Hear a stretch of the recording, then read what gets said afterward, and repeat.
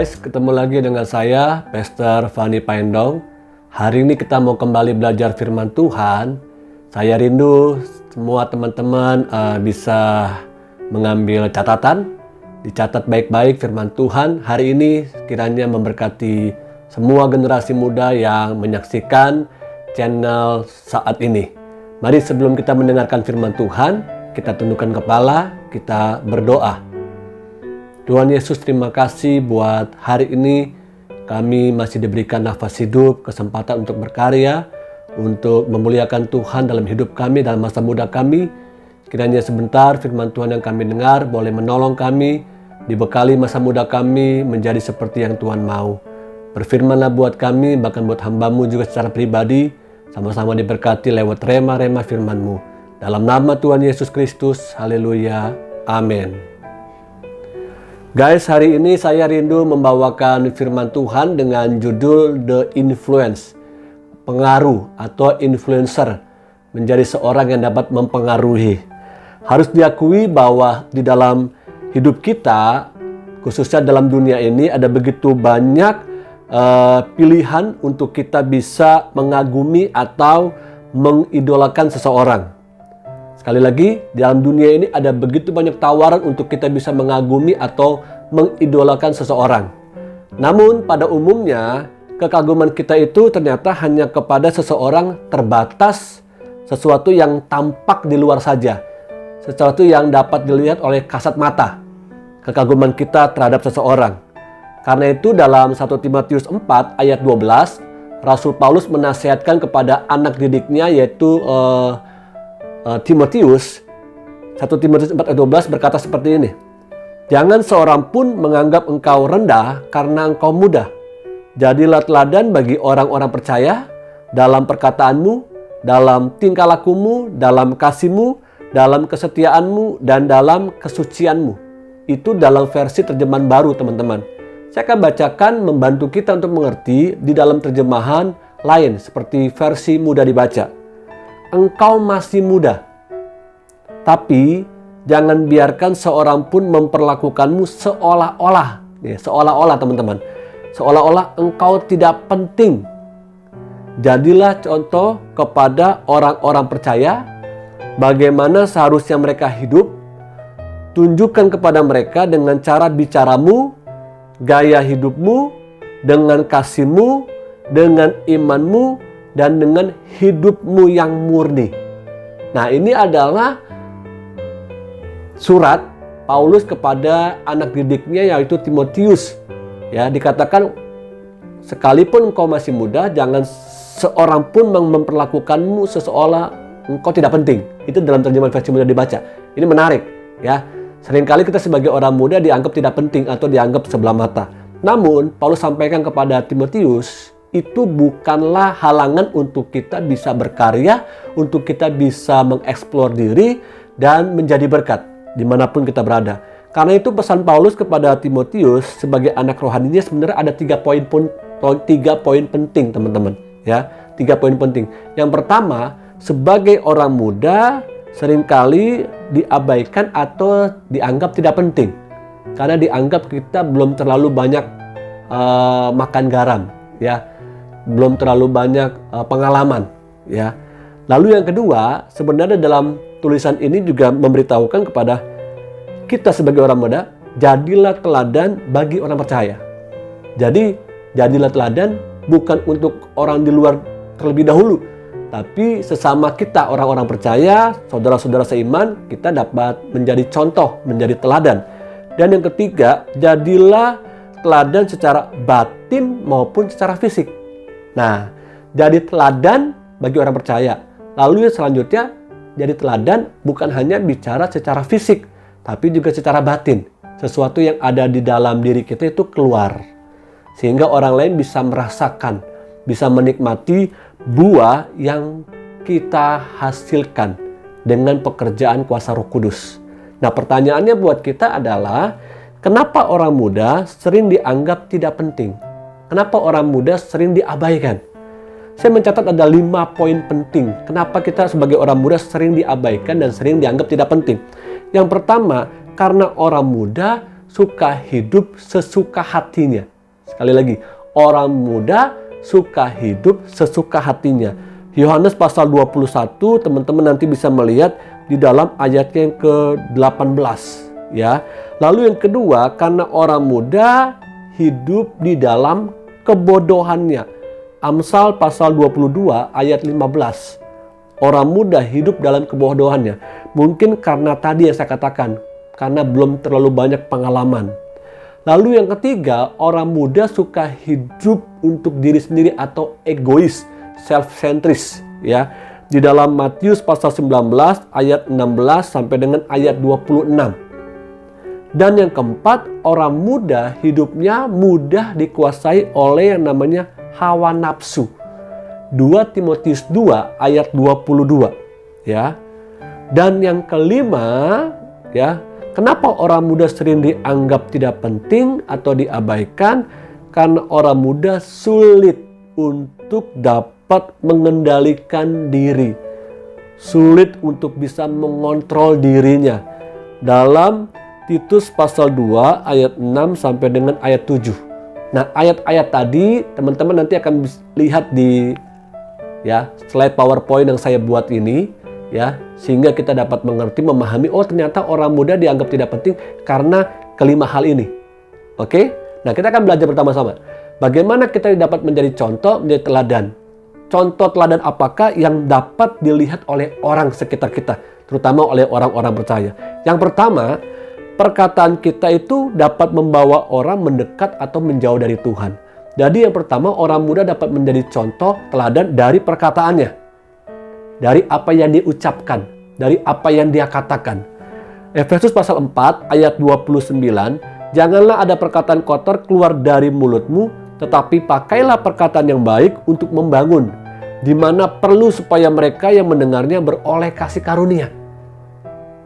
Biarlah orang yang mendengar perkataan kita guys, itu mendapatkan kasih karunia atau blessing from the God. Mendapatkan berkat dari Tuhan, blessing from the heaven. Mendapatkan berkat dari surga. Lalu Matius pasal 12 ayat 36, tetapi aku berkata kepadamu, setiap kata sia-sia yang dikatakan orang harus dipertanggungjawabkan pada hari penghakiman. Satu kali nanti pun apa yang kita ucapkan dengan mulut kita, perkataan kita, kata-kata, kalimat yang keluar dari mulut kita, itu harus kudu dipertanggungjawabkan. Bukan hanya di hadapan manusia, tapi juga di hadapan Tuhan.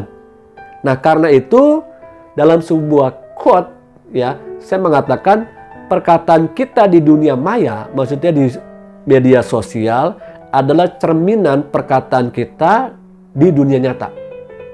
Perkataan kita di sosial media adalah cerminan perkataan kita di dalam dunia nyata. In the real, di dalam dunia ini. Jadi hati-hati dengan apa yang kita ucapkan, hati-hati dengan apa yang kita katakan. Yang kedua, kita dapat menjadi contoh teladan dalam masa muda kita lewat perbuatan. Karena perbuatan adalah sarana untuk kita memuliakan Tuhan di dalam dunia. Bukan nanti ketika kita ada di sorga, baru kita memuliakan Tuhan. Tapi ketika kita ada di dalam dunia, itu adalah sarana, media untuk kita memberikan buah ya, perbuatan baik. 2 Timotius pasal 3 ayat 17. Dengan demikian, tiap-tiap manusia kepunyaan Allah diperlengkapi untuk setiap perbuatan baik. Sekali lagi, diperlengkapi untuk setiap perbuatan baik. Jadi Tuhan mau kita menghasilkan perbuatan baik. Oke? Menghasilkan perbuatan baik. Kita tahu bersama-sama lah perbuatan baik itu seperti apa. Mengampuni, mengasihi, memberi, menolong, dan lain sebagainya. Itu adalah perbuatan baik. Dalam Matius pasal 5 ayat 16 juga katakan, demikian hendaknya terangmu bercahaya di depan orang, supaya mereka melihat perbuatanmu yang baik dan memuliakan Bapamu yang di sorga. Jadi perbuatan baik kita di dalam dunia ini, itu adalah terang. Kita sedang ada dalam dunia yang gelap. Dunia yang gelap ini butuh terang. Terangnya itu apa? Hidup kita, perbuatan baik kita. Sekecil apapun perbuatan baik kita, sekecil apapun terang yang kita bawa di dalam kegelapan, itu akan menuntun orang untuk bisa melewati kegelapan tersebut. Come on. Jangan anggap enteng, jangan anggap sepele perbuatan kecil yang sudah kita lakukan. Mungkin kita hanya mendengarkan teman kita yang sedang memiliki masalah. Mungkin kita hanya mampu mendoakannya dari via telepon atau lewat HP. Mungkin kita cuma bisa memberikan waktu untuk kita bersama-sama dengan mereka yang sedang membutuhkan pendampingan. Itu adalah perbuatan baik kita yang mungkin bagi sebagian orang itu kecil. Tapi dampaknya, impact-nya ternyata bisa membuat orang berjalan di dalam terangnya Tuhan. Saya percaya setiap kita hari-hari ini diperlengkapi Tuhan untuk bisa membawa terang Tuhan dimanapun kita berada. Yang setuju katakan amin. Haleluya. Yang ketiga, kita dapat menjadi contoh teladan dalam masa muda kita lewat kasih. Karena kasih adalah kesediaan untuk kita berkorban bagi kepentingan Tuhan. Sekali lagi, kasih adalah kesediaan untuk kita berkorban bagi kepentingan Tuhan. Bukan untuk kepentingan kita sendiri, tapi untuk kepentingan Tuhan. 1 Yohanes pasal 4 ayat 10 katakan begini. Inilah kasih itu. Bukan kita yang telah mengasihi Allah, tetapi Allah yang telah mengasihi kita dan yang telah mengutus anaknya, lihat ya, sebagai pendamaian bagi dosa-dosa kita. Lihat ya. Inilah kasih itu, bukan kita yang telah mengasihi Allah, tapi Allah yang telah mengasihi kita. Jadi kalau bicara kasih teman-teman, bicara love, itu bicara tentang karya Allah yang sudah mengutus anaknya untuk menyelamatkan hidupku dan menyelamatkan hidupmu. Bahkan dalam Injil Yohanes 13 ayat 34 sampai dengan 35 katakan, Aku memberikan perintah baru kepada kamu, yaitu supaya kamu saling mengasihi sama seperti aku telah mengasihi kamu. Demikian pula kamu harus saling mengasihi. Dengan demikian semua orang akan tahu. Perhatikan baik-baik. Dengan demikian semua orang akan tahu bahwa kamu adalah murid-muridku, yaitu jikalau kamu saling mengasihi. Wow, aku memberikan perintah baru kepadamu. Berarti ada perintah yang lama sebelumnya. Apa perintah yang lama kok? Perintah yang lama kita tahu bersama dalam perjanjian lama, mata ganti mata. Betul? Mata ganti mata. Lo buat jahat sama gue bisa buat jahat lebih parah daripada lo, gitu kan? Namun dikatakan di sini bahwa aku memberikan perintah baru kepadamu. Artinya apa? Perintah baru itu adalah kebaikan kita harus diberikan sekalipun orang tersebut berbuat jahat sama kita. Jadi kebaikan kita itu tidak memandang besarnya, kecilnya, pelanggaran, kesalahan orang terhadap diri kita. Jadi kejahatan dibalas dengan kebaikan. Kejahatan dibalas dengan kasih Allah. Standar kita mengasihi Allah, teman-teman, adalah mengasihi seperti Allah mengasihi kita. Jadi kalau kau bertanya kepada saya, kok kenapa saya harus bisa mengasihi? Apa dasarnya? What is the reason? Apa alasannya saya mengasihi orang yang berbuat salah sama kita? Alasannya satu. Karena Allah sudah lebih dahulu mengasihi kita. Yang sudah berdosa, yang sudah bergelimang dengan kekotoran, dengan kegelapan di dalam dunia ini. Jadi standar kita untuk kita bisa mengasihi adalah mengasihi seperti Allah mengasihi kita. Nah, yang keempat, dengan cara apakah kita bisa menjadi contoh, bisa menjadi teladan? Kesetiaan teruji pada hal-hal yang kecil atau sepele. Jadi kita dapat menjadi contoh ketika kita menghasilkan buah kesetiaan. Lukas pasal 16 ayat 10. Barang siapa setia dalam perkara-perkara kecil, ia setia juga dalam perkara-perkara besar. Dan barang siapa tidak benar dalam perkara-perkara kecil, ia tidak benar juga dalam perkara-perkara besar. Jadi orang muda dengar baik-baik, kita jadi contoh, jadi teladan lewat kesetiaan kita. Apapun yang dipercayakan saat ini kepada kita sekalipun kecil, tapi kalau kita bisa mengerjakannya, promosi itu datangnya bukan dari manusia. Promosi itu datangnya dari Allah yang menggerakkan hati manusia.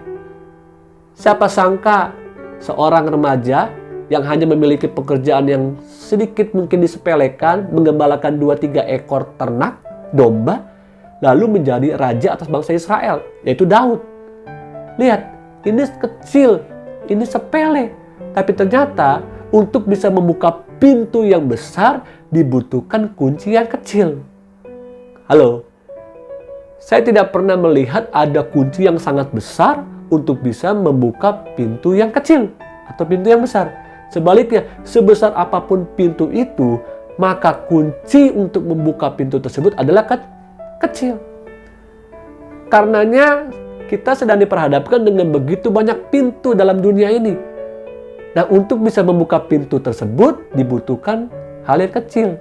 Nah, hal yang kecil itulah adalah kunci untuk kita membuka pintu yang Tuhan sudah berikan buat kita sebagai orang muda.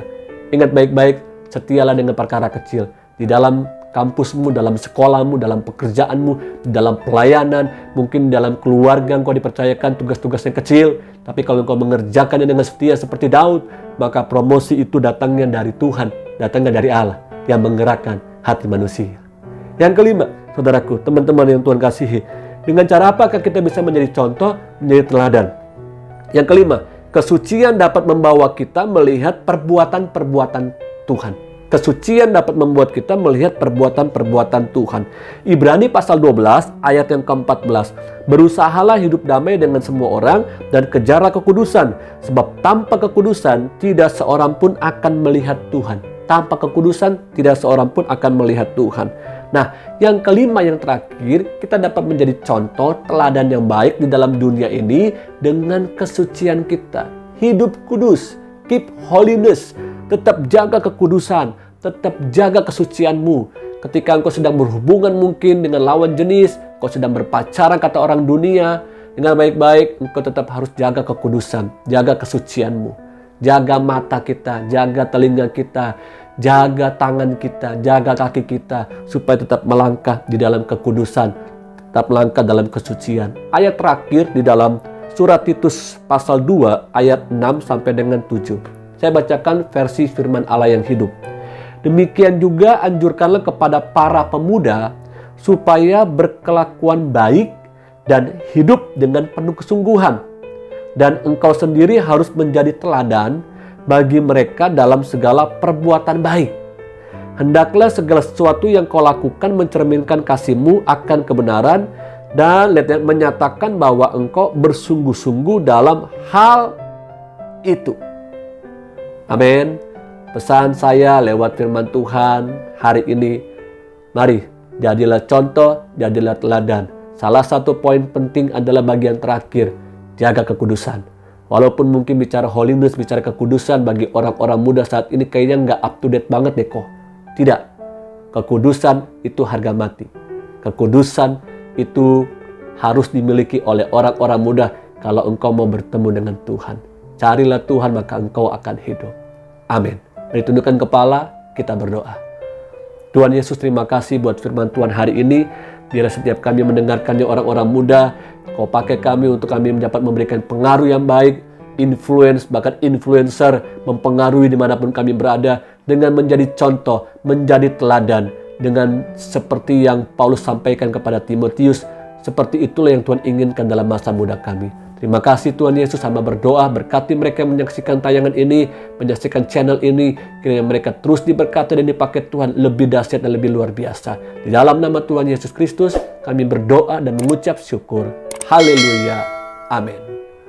Oke guys, sampai ketemu lagi minggu depan dalam tayangan ini bersama dengan saya, Pastor Fadi Pendong. Tuhan Yesus memberkati.